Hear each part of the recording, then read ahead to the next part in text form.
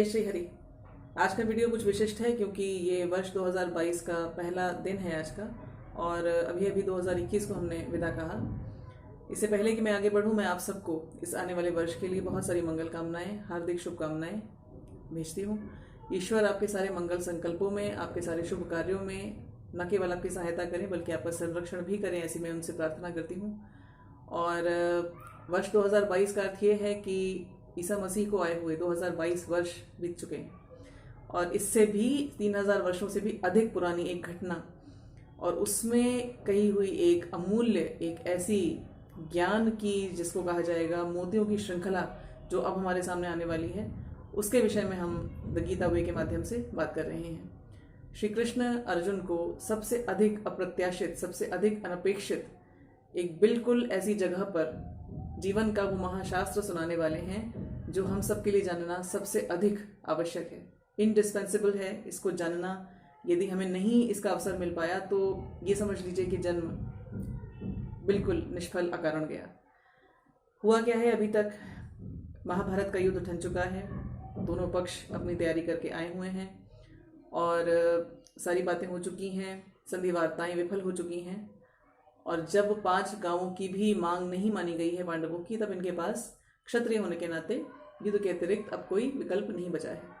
और श्री कृष्ण और कुंती की आज्ञा के साथ ये 5 पांडव भाई अपने साथ की सेना के साथ आए हैं यहाँ पर इस युद्ध भूमि में, और अर्जुन जी की मांग के अनुसार इनके सारथी बने हैं श्री कृष्ण। जब धार्तराष्ट्रों की सेना को अर्जुन देखते हैं तो ये अपने सारथी बने श्री कृष्ण से कहते हैं कि दोनों सेनाओं के बीच की जगह पर लेकर मेरे रथ को हे अच्युत स्थापित करो और वहां खड़ा रखे रहो मेरे रथ को। और जब वो ये कहते हैं तो एक बड़ी ही जबरदस्त पराक्रमी वीर की शैली में अपने धनुष को उठाए हुए और बाण को ताने हुए हैं वो। और धनुष कौन सा है? गांडीव। गांडीव अर्जुन की पहचान है, और ये गांडीव इन्हें मिला था खांडव वन दाह के समय वरुण देवता के द्वारा। और गांडीवधारी अर्जुन, हमने ये देखा कि जब अपने सारथी से कहते हैं कि मेरे रथ को लेकर खड़ा करो वहां पर जहां से मैं दोनों सेनाओं को देख सकूं, और विशिष्ट रूप से ये देखना चाहते हैं कि यहाँ पर ऐसे कौन से वीर हैं, ऐसे कौन से योद्धा हैं जिनके साथ मैं लड़ सकता हूँ। तो अपनी श्रेणी के, अपने कोटि के योद्धाओं को ढूंढ रहे हैं अर्जुन। जब श्री कृष्ण इनके रथ को खड़ा करते हैं तो लिखा है भीष्म द्रोण प्रमुखतः। भीष्म और द्रोण के सम्मुख अन्य राजा भी हैं, सर्वेशाम च महिषिताम, लेकिन भीष्म और द्रोण ये ऐसे परम पूज्य व्यक्तित्व हैं अर्जुन के लिए, ठीक इनके सामने इनका रथ खड़ा किया जाता है। और फिर श्री कृष्ण एक ऐसी बात कहते हैं जो बड़ी ही पिवटल, बड़ी क्रूशियल है। कहते हैं पश्यैतान समवेतान कुरून, कुरुओं को देख, यहाँ एकत्रित कुरुओं को देख। अब कई मया सह योद्धव्यम कहकर शत्रु का संधान करने वाले, शत्रु का अन्वेषण करने वाले, शत्रु की खोज करने वाले महावीर गांडीवधारी अर्जुन जब इधर और उधर अपनी सेना में और अपने शत्रु कौरवों की सेना की ओर दृष्टि डालते हैं तो ये समीक्षा भरी दृष्टि है, एक विश्लेषण आ चुका है इस दृष्टि में। अब मया सह योद्धव्यम, प्रतिपक्षी योद्धा न देखकर ये देखते हैं स्वजन, अपने लोग। और अपने लोग देखने के बाद जो इनकी स्थिति होती है, ये उन्हीं सारथी बने श्री हरि, श्री कृष्ण से, उन्हीं अच्युत से कहते हैं दृष्ट्वेमं स्वजनम कृष्ण युयुत्सुम समुपस्थितम। हे कृष्ण, अपने स्वजन को युद्ध की इच्छा से यहाँ पर इकट्ठा हुआ देखकर क्या हो रहा है, अब वो उसके बाद स्वयं बताते हैं, तुरंत बताते हैं, जैसा हो रहा है बिल्कुल वैसा ही बताते हैं। और यही संजय हस्तिनापुर के महल में धृतराष्ट्र को नरेट करते हैं। सीदंती मम गात्राणि मुखम च परिशुष्यति विपथुष्ट शरीरे मेरो महर्षश्च जायते। ये कहते हैं शरीर ढीला पड़ा जा रहा है। यदि आपको बहुत डर की अवस्था का कभी अनुभव हुआ हो, और सबको होता है कभी ना कभी, या कोई ऐसा एग्जाम होने वाला हो जिसकी आपने कभी तैयारी ना की हो, या आपके सामने कोई ऐसा व्यक्ति आकर खड़ा हो गया हो जिसके सामने आपको बहुत डर लगता हो, कोई ऐसी परिस्थिति आ जाए जिसके लिए आप तैयार ना हो और बड़ी ही चुनौतीपूर्ण हो, कोई भी ऐसा संकट जिसके सामने जब आप खड़े हों तो जो अवस्था आपकी होती है, आपका शरीर ढीला पड़ने लगता है, बिल्कुल ऐसा लगता है कि अभी आप गिर पड़ेंगे। और मुखम च परिशुष्यति, the mouth is getting parched, बिल्कुल मुंह सूखा जा रहा है। परिशुष्यति कहते हैं, परि लगाने का अर्थ है कि बिल्कुल सूख रहा है। इतना भयानक हाल क्यों है? क्योंकि कृपया परयाविष्टो, परा कृपा, करुणा इतनी भयानक इनके मन में जागी है अपने स्वजन को देखकर कि इस कृपा के आगे, इस करुणा के आगे और कुछ हो नहीं सकता। ये पराकाष्ठा है उस करुणा की जो ये अब अनुभव कर रहे हैं। और फिर इसके बाद वो ये भी कहते हैं कि मेरा शरीर कांप रहा है, वे पतुष्ट शरीरे मेरो महर्षश्च जायते, और रोंगटे खड़े हो रहे हैं, रोंगटे खड़े हो रहे हैं, शरीर कांप रहा है, हाथ पैर ढीले हुए जा रहे हैं, मुख सूखा जा रहा है। और अब श्लोक 30 में भी अर्जुन अपनी उसी दशा का ही वर्णन और बताते हैं कि और इनके साथ और क्या क्या हो रहा है। ये कहते हैं इस 30वें श्लोक में, गांडीवम स्रंसते हस्तात् त्वक्चैव परिदह्यते न शक्नोम्यवस्थातुं भ्रमतीव च मे मनः। ये कहते हैं अर्जुन, गांडीवम स्रंसते, गांडीव ही अर्जुन की पहचान है। गांडीवधारी अर्जुन अपने गांडीव के कारण विश्व पूज्य हैं, विश्व सम्मानित हैं। वीरों में इनकी सम्मान की जो कोटि है वो परम कोटि के वीर हैं। इनके आगे इनके शत्रु इस गांडीव के कारण थर थर कांपते हैं। आज अर्जुन के हाथ से गांडीव स्रंसते, स्रंसते अर्थात फिसला जा रहा है, हाथ से निकला जा रहा है। इनके हाथ अपने उसी गांडीव को अब धारण भी नहीं कर पा रहे, उसे पकड़ ही नहीं पा रहे।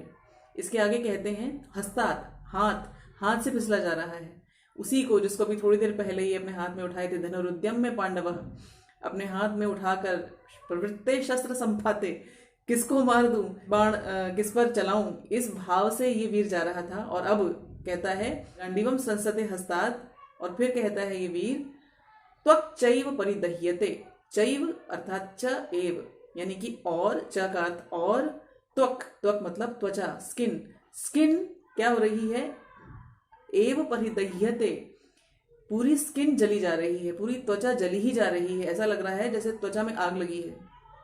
अगर ऐसी किसी अत्यंत भय की परिस्थिति में आप कभी आए हों तो आप समझ पाएंगे कि अर्जुन कह रहे हैं।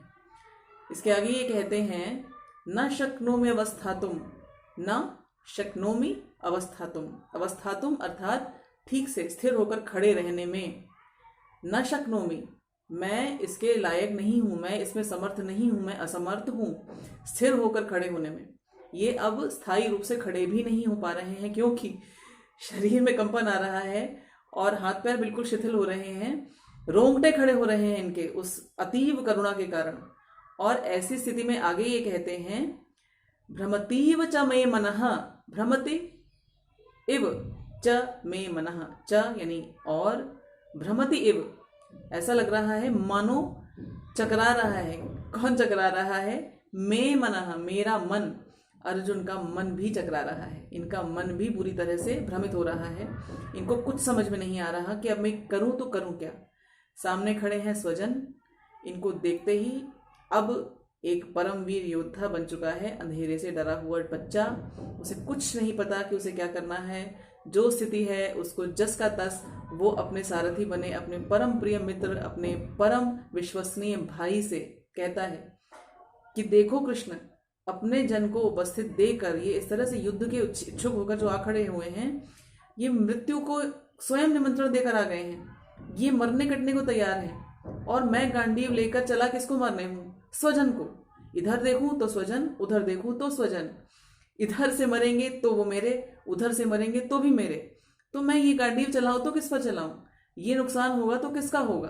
देखते ही जो अवस्था इनकी हुई है, यदि आप थोड़े सी भी सहृदयता और कल्पना की शक्ति का प्रयोग करेंगे तो आप समझ पाएंगे आपके साथ आपके अपनों ने कितना ही अनाचार, कितना ही अत्याचार किया हो, जीवन भर आपको कितना ही कष्ट दिया हो, लेकिन यदि अर्जुन जैसी सहृदयता, वो करुणा, वो ममत्व, मेरा स्वजन वाला जो भाव है आपके अंदर यदि है तो आप कुछ भी कर लें, आप उनका अहित करने का विचार तक नहीं ला सकते अपने मन में। अभी तक 5 गांवों को लेने के लिए तैयार पांडवों के द्वारा जब युद्ध की ये जो थोपी हुई परिस्थिति इन पर डाली गई तो इन्होंने स्वीकार की और एक क्षत्रियोचित शैली में इन्होंने धर्म की ध्वजा के नीचे इस युद्ध को स्वीकार किया, क्योंकि अब माँ की स्वीकृति मिली और श्री कृष्ण की स्वीकृति मिली और अनिच्छा से ही सही, लेकिन अब जो युद्ध इनके सामने आया तो इन्होंने इसको धर्म युद्ध समझकर पूरे पराक्रम के साथ स्वीकार किया।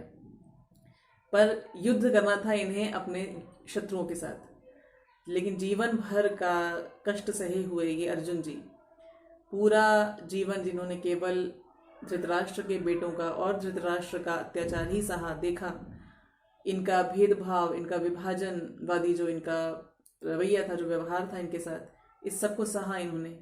और सारे कष्ट सहने के बाद भी आज जब ये श्री कृष्ण के कहने पर कुरुओं की ओर दृष्टि डालते हैं तो ये स्वजन को देखते हैं, मेरे अपने, इधर भी वही उधर भी वही, कटेंगे मरेंगे तो ये सब मेरे अपने हैं, नहीं कर सकता मैं ये, नहीं हो सकता ये।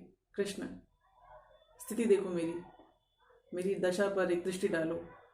मेरे हाथ पैर ढीले हुए जा रहे हैं, मुंह सूख रहा है, मेरे शरीर के अंग कांप रहे हैं और रोंगटे खड़े हो रहे हैं।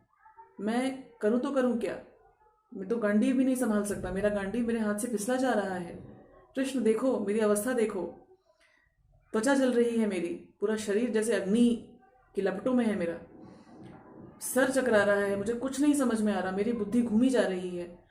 ये हालत है कृष्ण मेरी कि मैं सीधा खड़ा भी नहीं हो सकता। इस अवस्था में है अर्जुन। थोड़ी सी कल्पना शक्ति का यदि आप प्रयोग करें तो आप उस रणभूमि में पहुंच जाएंगे और अर्जुन के अंदर आप अपने आप को पाएंगे और उस करुणा का आवेश आप अपने अंदर आता हुआ अनुभव करेंगे।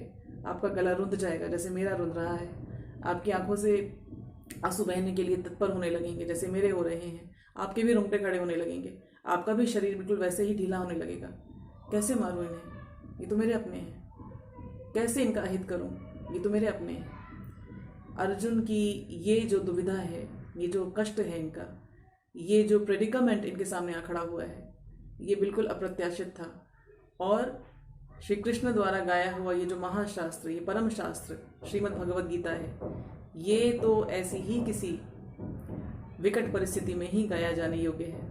महाभारत के युद्ध में जिनके साथ युद्ध किया अर्जुन ने, वो भी इनके स्वजन हैं, और जिनके विरुद्ध युद्ध किया वो भी इनके स्वजन हैं। तो आगे क्या होगा ये आगे की वीडियो में देखेंगे हम।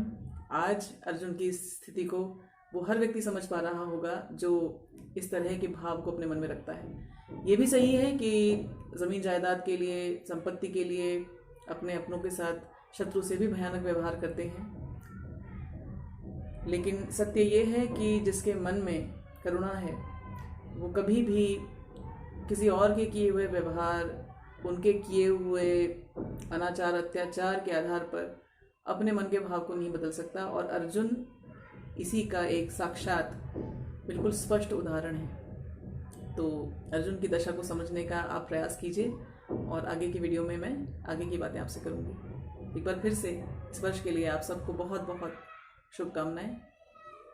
जय श्री कृष्ण।